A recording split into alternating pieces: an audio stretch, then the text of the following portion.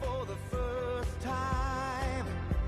Baby, it's my mind. You blow. How does someone find themselves in the music industry? How did Fernandes music come to be? And what is the best gift that you can give to someone? If you'd like to find out, then you're in the right place. Welcome to Between Views. I'm your host, Alec Koski, and right now we're listening to the powerful, bright and captivating voice of John Fernandes covering Coldplay. This podcast aims to cast light on and connect you with inspirational people, identify them as potential mentors in your journey, and share their stories and wisdom with the world. In this episode, we converse with John Fernandes about the parts of his life that led him to music, the beginning of Fernandes music, and how families stick together in business. We hope you enjoy. If you felt a little buzz, then we're live. Hey, that's great. All right, John Fernandes, welcome to Between Views. This is a pretty momentous occasion, one of my first interviews that I'm doing with Mano Collegian, someone who I've known for a bunch of years now, and someone who I admire greatly. And one of the reasons that I admire John so greatly is that he is a very dedicated human. His level of conversation is immensely high, and I feel like every single time we sit down, we basically do a podcast anyway. And I was like, why don't we just record one of these? I've got a bunch of questions that I would genuinely love to ask you anyway. But yeah, so for people listening at home, John is someone who's deeply involved in a couple of businesses back home. One in particular that fascinates me is the music industry in India. And he actually, with his family, runs an amazing family-owned entertainment business that is kind of all-encompassing. And we're going to learn a whole bunch about that industry, how it all works in India, and how John goes about it today. But I'm also really hoping to dive into some philosophy, learn a few things, and ask some questions that I may not necessarily ask directly, but this sort of is opening the space for that conversation. So, John, welcome. Hey, thank you, and thank you for those kind words. I've always been intrigued by you ever since I met you in 2019, and I've been very glad that since then I've gotten to know you better. And I really do enjoy our conversations. I really enjoy your point of view. I think it's really unique because it's based on your experiences. And it's really fascinating to hear, what makes you tick, what gets you out of bed every day. It's very different. It's very different from my life. But then there's also similarities, I think, in our wavelengths and what we want and what we, it's been a journey. And I think this year I've gotten to know you even better. And I'm really grateful for that. So thank you for having me on. Awesome. No problem at all. It's a pleasure. So let's dive right into it. My very first question for you is, I'd love to know, I always love origin stories, and I love to know how people became the people they were. And I feel like a good question to start with is, where did your career as a musician begin? Where did all of that interest start? So my parents have told me stories like when I was at the age of 4 or 5, and I would hear my dad sing and I would imitate him. I would just be playing an imaginary guitar and, copying him. But I got my first instrument at the age of 6. I believe my dad bought me a small guitar. He taught me my first few chords, but it's actually not really about me. I have 6 other siblings, and my dad's a musician.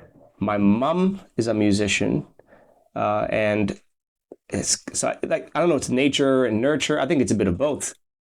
Certainly, I did get the talent, from them, but also I grew up in an environment that just encouraged music.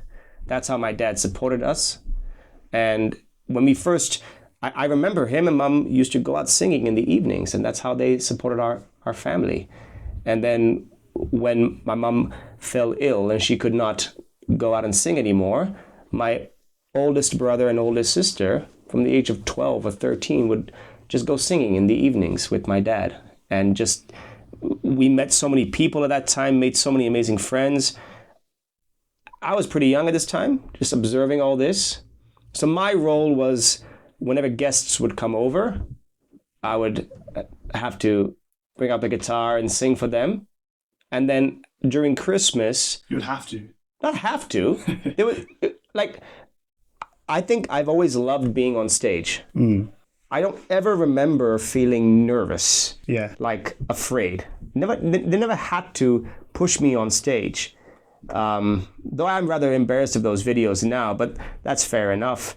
And but another one of my early memories was during Christmas. All 7 of us kids with mom and dad would go Christmas caroling together. And we'd go to like hotels and restaurants where we were living, and it was like 9 of us on stage and singing together. Oh wow! Yeah, that's one of my earliest memories. And then, at the age of 10, me, my younger brother, who was 8 at the time, and our 2 best friends started a band, which was at that time in one of India's youngest music groups. We actually played professionally. Even from a young age? From that age. We were doing live shows at flea markets. How old did you say? 10. So the first show we did, I remember so clearly, was for a differently abled center for kids. And they've rocked... What does that mean, differently able? Handicapped in some way. And that was our first time performing as a band, and this group of kids just rocked out to our music. So we came back like, as if we were like rock stars. We're like, oh my God, this is incredible. Yeah, we did it. That was our first show. Yeah.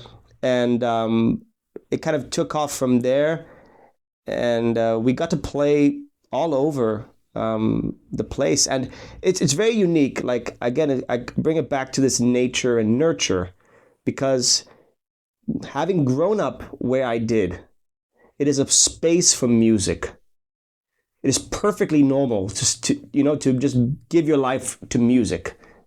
Whereas if I grew up in a city, if I grew up in a urban city, I don't think it would have been the same. I don't think I would have gone down this same path. What was it about not being in the city that pushed you towards that? It was a beach town. It was a holiday destination. So we'd get tourists mainly from the UK at that time, and they loved their music. So I grew up singing, Elton John and George Michael and Eric Clapton and all of these kinds of artists. And like, people would hire us, which I don't think people do nowadays. Who would hire a kid to play, right? But we used to perform for baptisms and naming ceremonies and flea markets and Christmas hotels and New Year's Eve. They were hiring us. It was crazy. It's such a great experience. Who was linking you up with the hiring? So it was my 2 best friends, their dad, who was, again, shout out to him, James Ambat, one of the kindest, most incredible... Andy and Ruben's dad? Yes. Most incredible people. He was like a second dad to us. So cool. He's never once... And we were like preteen, 4 boys. And he never had to raise his voice at us. We just loved him, and we loved playing music, and he would do crazy things. He allowed us to be boys, basically. Like, he would come over at 12 o'clock at night and say, let's go to the beach. Which is like a dream. Like, yeah, like we get to stay up late, we get to go out and do some crazy things. We'd hardly get paid for our shows. He would take that money and say, let's go for some dinner. And he'd bust the entire money on one dinner. Yeah. So it was exciting. We got a taste of not like, okay, yeah, we go play music and go home. No, we'd be out, we'd be doing different things. Just driving to the show and driving back was such an incredible time at that age for me, and I'm sure for my brother and friends too. And it's been, that same friendship has now continued for 25 years since, and both my best friends are married to two of my sisters. So we're actually family now. Wow. Yeah, it's crazy. So Very tight knit. yeah, it's very tight knit, and I all I can say is I'm super blessed and fortunate to I was in the right place at the right time, and that's why I do what I do today. So a bit of a combination of a few things. Your environment and messages and everything from when you were a kid was just like music, let's go out, let's perform. Your parents were doing it, your friends were doing it, your family was doing it. It's an ecosystem, right? We were homeschooled. That was also pretty radical at the time. Not common in India at the time. No, not at all. We were homeschooled. And I remember while we're doing school, MTV is on in the background all day long. Really? Yeah, all day long. Do you have any like vivid memories of anything particular? Like one striking you as quite exciting? Like you turn around middle of class and you see like who on the TV? So I remember, I have a couple of memories. So one is, it was a Roxette's song, It Must Have Been Love. I don't know if you know it. It must have been love. A crazy song. When it came out, it was playing every day, like 10 times a day. So that some of that song is burned into my memory. Another one was, it was our preteen years. So, it's time to start looking at women a bit differently, right? So all those videos of Shakira, Britney Spears, any of Enrique Iglesias's music videos. Class. Oh yeah, hundo. Like you'd be like, all eyes would be on that. Enrique ruined English class. Yeah. And so it was just like part of it. Music was on all day long. And it was totally normal in our house. We had my older brother used to practice music 6 hours a day, just be sitting and playing guitar all day long. So yeah, I think that's how and why. And your choices, you think you're making choices, but it's so much of what goes on around you, right, that influences your choices. I was gonna say, like, it's making me think straight away of like, my brain keeps saying environmentally you had no choice but to be a musician. But there's a question coming up. It's like, is there anyone who was in the same situation as you who didn't become a musician? Oh, wow. So, all of my siblings, we all grew up playing music. Today, a couple of them, but not because of any other reason, but maybe they had kids, so they one sister left to be in the US, one sister left to be in the UK, and they don't play music actively there. But no, even Andy and Ruben, who are not my best friends, Andy left it for a while. He teaches music, so he's in that same ecosystem, right? Same field, just doing different things. And then I said, you've got to join the band again. So I brought him back into our family band, and now he's with us. And Ruben now has moved again to the US since he married my sister, so he's with her there.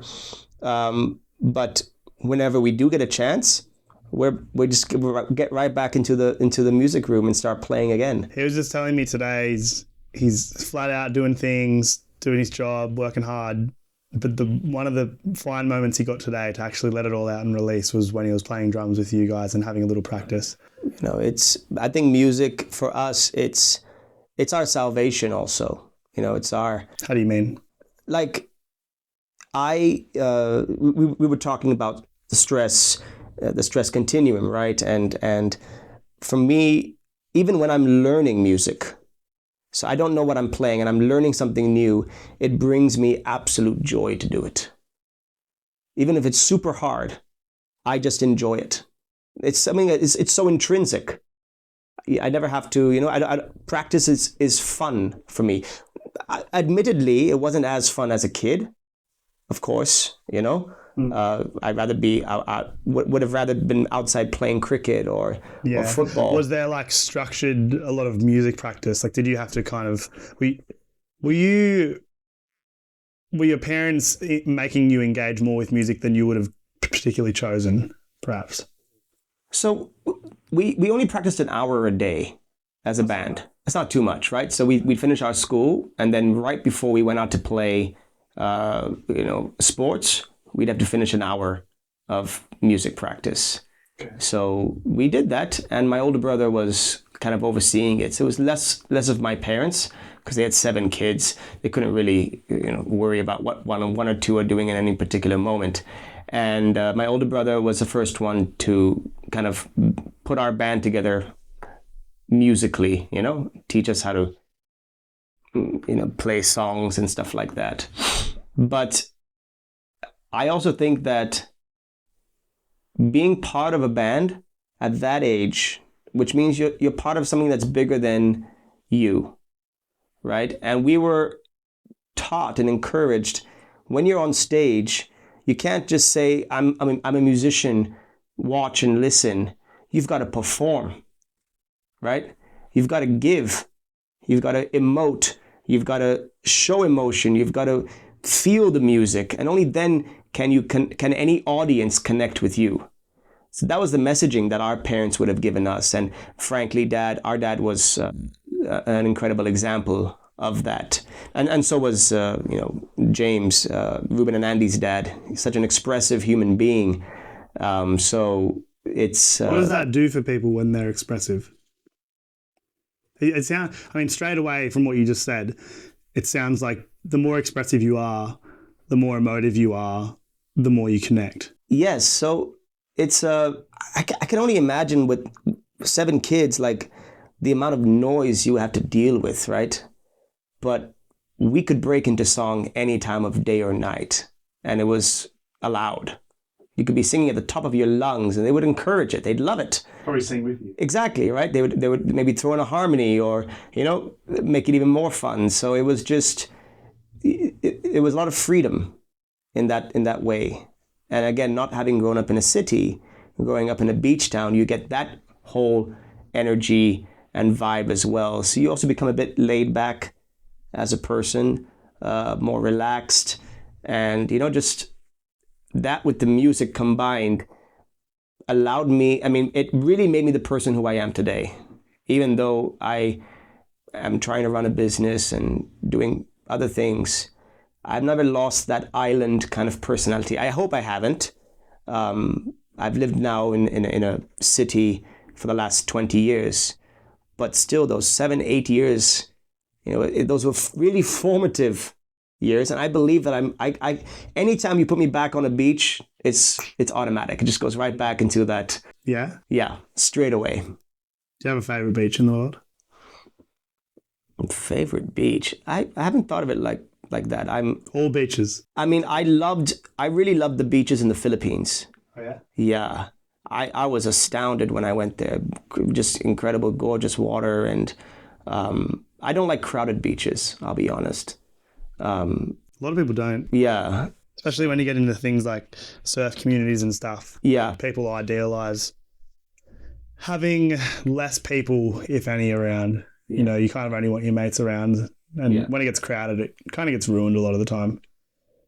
Not saying that the people that go to these places are people who ruin things. It's just having lots of people enjoying themselves. Too much of anything, right? It's not a great thing. That's right.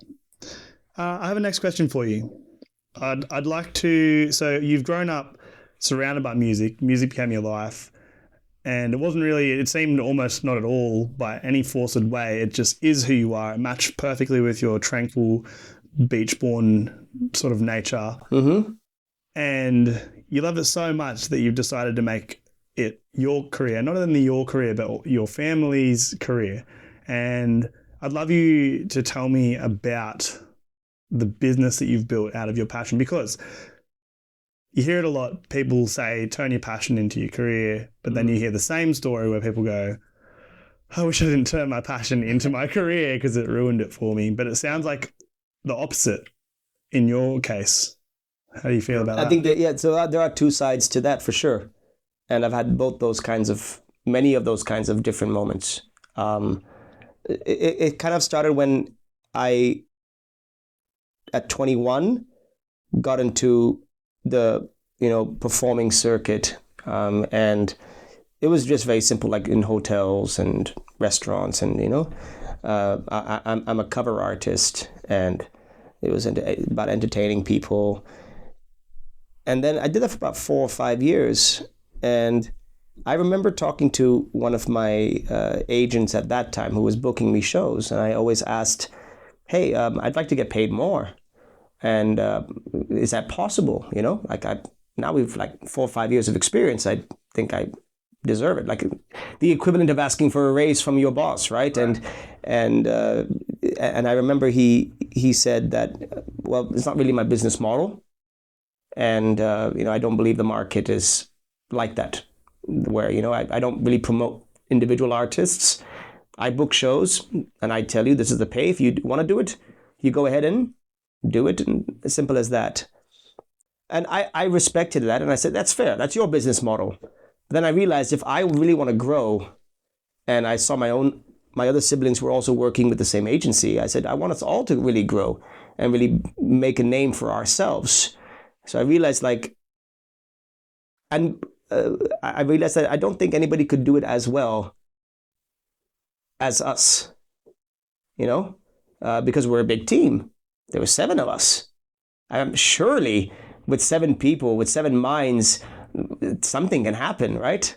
So we just started, with every show we did the basics. We printed a business card, built a simple website, our own email, which is a book of Fern at fernandesmusic.com. Oh. If I came up, that idea popped into my head, and before I thought twice, I made that the email. Looking back, I probably should have just made a contact at fernandesmusic.com, or, you know, I don't know. I was talking to someone the other day, and a lot of people move quickly on those first things because they're excited, and then years later they're like, I wish I could change this or something. So there's a band, it's off topic, but there's a band named Michael Learns to Rock. Okay. You know how they got that name? Yeah. They named it after Michael Jackson. Okay. So Michael Jackson learns to rock because he was a pop artist, right? Michael Learns to Rock. Yeah. And then later when they became famous, they're like, what the hell is this name? What a stupid name for a band. I know a lot with band names. I'm like, I bet they made that when they were beginning. Had no fans. Exactly. But now everyone knows that's their brand, right? Yeah, and they're known as something like that. So it was. We'll roll with it. It's so how it worked is I said, okay, a few of us have contacts. We'll pool those resources, right? And we said, okay, if people want to book us, we're gonna just start charging a little bit more than what we, were getting paid before. And I've always believed in incremental growth. So like we set let's give it a figure of $150 per person, let's say, right? And this was maybe 10 years ago. And it's slow, right? You can't go to someone and say, hey, are you getting married? Book me. It doesn't work like that. You have to put your music out there. The more shows you do, and if you can do a great job at those shows, people are like, who's this band? And they find out your number and they get in touch with you. So it was my brother, his interest is in web development and digital marketing. So he helped us set up the website. My other sister is a copywriter. She loves writing. So she does all of our copywriting for the site and for our social media. And then my other sister is interested in marketing and digital marketing. So Stephanie, she took that up. And how is it just that your whole family happen to have all of the perfect business interests? I don't. It's. Did they fall into it through the business? Like they were like, through the business. I could do that. Well, no. Except, or they all literally just happened to be taking those paths. Apart from, my youngest brother Sean, he was always into web development and that. So and same with my other sister who liked to write. But I also believe that it's been really fun to build this together. It's been crazy fun. They call me the lead. No, I'm not. It's really not like that. I'm not a leader of the family. I believe that I do a certain thing and I do it well. I do it to the best of my ability and I have to keep growing in that area. But it's the team. I cannot do it alone. I would not be able to do it alone. And I think that many musicians struggle because they're either alone, right? Or they have someone and they are not able to agree together, right? Or there's spats with their manager. There's so many things that can go wrong in this industry, right? There's so many downs that you have to deal with. But because we've had each other, it's like, every company wants to say, yeah, at the end of this, we're going to be like family. We're already there. We're already family. It's interesting. A few things come into my mind while you're saying all of it. And one of them was when you talked about the music industry can be a lonely one for an artist. And I think it's not just for artists, but for creative people. Yeah. Because what you're creating is just a reflection of how your mind rolls. And a lot of the time your mind rolls quite differently to other people. Yeah. And like, I feel like somehow that sort of plays into the creativeness itself, the fact that it's a lonely role when you're doing creative things. The second thing that amazes me is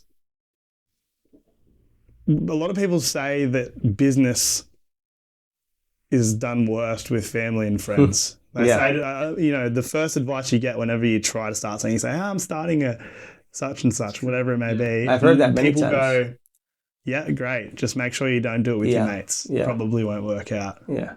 I don't really understand that because I've never tried it. I've never heard why it doesn't work out. I've just always heard it said. And usually when stuff's said a lot, it tends to have some element of truth. Yeah. What do you think about that? Like, how have you guys managed to do that? So with family, you can't have a hierarchy. There's no positions. There's no titles. We're all equal stakeholders, right? But we've always been each other's biggest fans. We've never competed with each other musically. I don't know how or why, but never did. We love each other's success more than anybody else. And we're always, encouraging each other.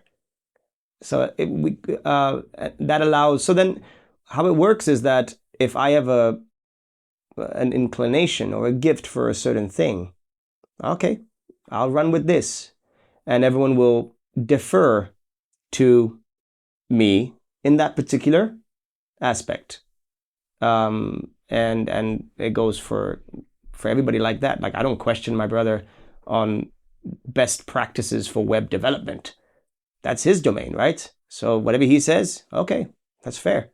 Let's give it a go. You leave people to do what they do. There's no micromanaging amongst the crew. No. I think it's more like, and then we all talk informally, and because we're together. When we're at our shows, we just talk about the future, where we want to go, what we want to do, and it's worked so far. I find that interesting about when you talk about the future, where it's going, because I've always thought that love is something like that, where really what it is two people or a group of people looking ahead and thinking to do the same movement together. That's what I've always felt it is. And it sounds like you guys are doing that, but within business, obviously within family, but within business. And that's helping you to bond and, I guess, lovingly create your business. And absolutely. Your band. So let me ask you a question. Like, and your podcast, for example, right? Wherever you want to go with it or whatever you want to do with it, right? Imagine if you had 5 or 6 other people who were there for you, who said, let's make it happen. We're with you on this. And I've got some skills that can help you achieve this. And yeah, it will benefit me, but it's also going to benefit you. And it's not a business transaction. It's a loving transaction. It's born out of love. So, how would you feel about that, right? Things that are coming up for me is like, it's symbiotic and mutually beneficial. Yeah. It reminds me of a conversation that I had with Chris, who I believe will be the podcast before this one. And we were talking about sponsorship a little bit. And, he's a big operator in the coffee world. And, wow. And a lot of people go to him to talk to talk about sponsorship, people ask every now and then for like handouts, things like that. And I asked him how he decided upon it. And his main advice was that it needed to be mutually beneficial.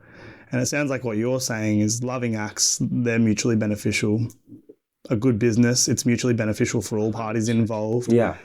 I think about it in terms of a romantic relationship, for example. Mm-hmm. You'd want both parties to be mutually benefiting from the experience. Otherwise, what's the point of a relationship? Yeah. If you're not doing something that's mutually beneficial for both parties, it's no longer symbiotic, it's parasitic, right? Absolutely. So it's kind of born out of, for us, it's we love each other so much and we love music.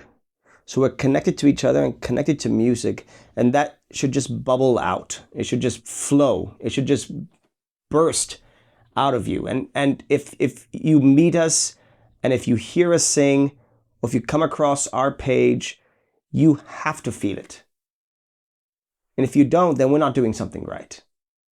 If you don't feel connected to the music, if you don't feel connected to family, not our family necessarily, but just family values in general, and that's our tribe. So our vision is large in that way, that we're looking to connect with anybody who loves the things that we love, which is family, music, togetherness, and I think those are pretty universal values. You look at any kind of marketing. Exactly. That's what they aim for. That's what they aim for, right? So I believe we really have something super unique. By its nature. By its nature. It's not put on. Our biggest value is authenticity. We never want to be fake. We never want to project something that we are not. For whatever reason. We will not do it. Because we want people who follow us who want to connect with us. It's about connection. Business aside. Even if you connect with our music and you never give us a single dollar throughout our entire lives, we're still happy to have met you, happy to have known you, and happy to be with you. Because you'd be doing it otherwise. Exactly. As you were before you moved into a business with it. Exactly. What you were our doing. Parents taught us, so like what we would do as kids every year, we would sing for underprivileged or less fortunate people. So at orphanages, we'd be singing there every single year for senior citizen homes. Not that they were less fortunate, but they during Christmas they wanted to be around kids, right? Remind them of their own kids. So we would go and sing for them. Our parents were quite heavily involved in volunteer work, and we did that with them too. So we saw an example of giving from our parents, and music is just probably, in my opinion, the best gift you can give someone is a song. It transcends everything, and all it needs to receive is just to listen. That's all. It doesn't need anything else. So it's for us, music is a gift that we have been given by God or the universe. By genes, DNA, whatever, what have you. Call it what you will. We have to give it out, and only by truly giving that gift out, we will receive whatever it is that this universe has for us. And I don't know what that is, but so far so good. Thank you for listening to part 1 of 3 of our interviews with John. In the next 2, we will take a deep dive into the music industry in India and also unpack some of John's incredible wisdom and learn who taught him everything he knows. If you enjoyed what you heard, please jump over to Fernandes Music Official or John Fernandes Official and give them a follow. If you're looking for some amazing cover music content or some epic wedding and event musicians, then look no further. Secondly, if you're one of our regular listeners, could you please leave a star rating for us on Spotify, Apple Music or YouTube? This genuinely helps us to get discovered by new listeners and would be epic if you could help us out. Or if you really found the information valuable, you're welcome to make an offer of a scrumptious cup of Make More Podcast Juice at buymeacoffee.com/betweenviews. In other news, Between Views is always looking for collaborators. If you want to join the team or create something together, then please reach out on Instagram. Finally, if you know someone who deserves to be interviewed or just have some feedback, then send us an email at betweenviews@gmail.com or message us on Instagram. Thanks again and see you soon. Between Views.